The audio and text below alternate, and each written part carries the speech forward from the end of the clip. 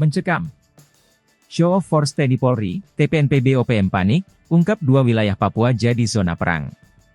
Mencekam, 2 kawasan wilayah adat Papua, Maipago Kabupaten Deiyai dan Kabupaten Paniai menjadi zona perang TNI Polri untuk memberantas OPM, Organisasi Papua Merdeka.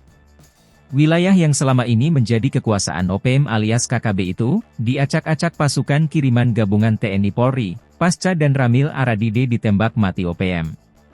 Sejauh ini belum ada konfirmasi dari TNI Polri, namun situasi terkini diungkap juru bicara Tentara Pembebasan Nasional Papua Barat, TPNPB, OPM, Sebbi Sambom, Rabu, 18 April 2024.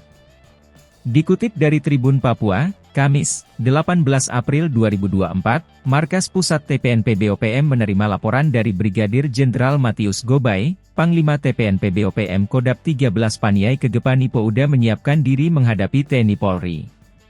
Menurut Sebbi, pihaknya sudah mengamati pergerakan pasukan gabungan TNI Polri dengan penggunaan helikopter di Bandara Enarotali di Ibu Kota Paniai.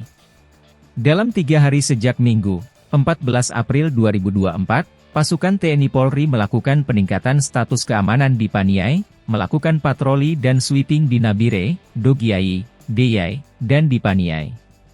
Lalu pada Senin, 15 April 2024, TNI Polri menerjunkan kendaraan lapis baja seperti Barakuda dari Timika, ke distrik Toyemoti Aradide, lokasi terbunuhnya Letda Octavianus Sogolre.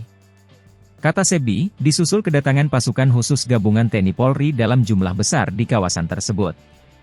Kemudian, Selasa, 16 April 2024, pasukan gabungan TNI Polri itu melakukan penyisiran awal melalui udara menggunakan 2 helikopter untuk mengintai titik-titik yang bakal dijadikan target penyerangan di Paniai.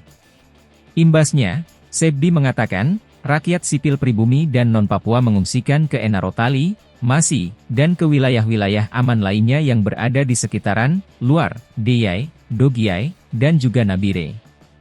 Sebelumnya, Kepala Pusat Penerangan, Kapuspen, TNI Maijen TNI Nugraha Gumilar menyebut mengutuk keras aksi OPM yang menyerang dan Ramil Aradide. Panglima TNI Jenderal Agus Subianto menegaskan mengganti sebutan KKB menjadi OPM dan menilai tindakan itu merupakan gangguan tugas bagi TNI yang mengamankan teritorial yang bertujuan mempercepat proses pembangunan. Dukungan penuh datang dari Ketua MPR RI Bambang Susatyo. KKB bukan lagi kelompok kriminal bersenjata, KKB, atau kelompok separatis teroris, KST. Ia pun siap pasang badan jika ada pihak yang mempersoalkan HAM atas kewajiban TNI dan Polri dalam melaksanakan penegakan hukum dan melaksanakan perintah konstitusi, yaitu melindungi segenap bangsa dan seluruh wilayah tumpah darah Indonesia.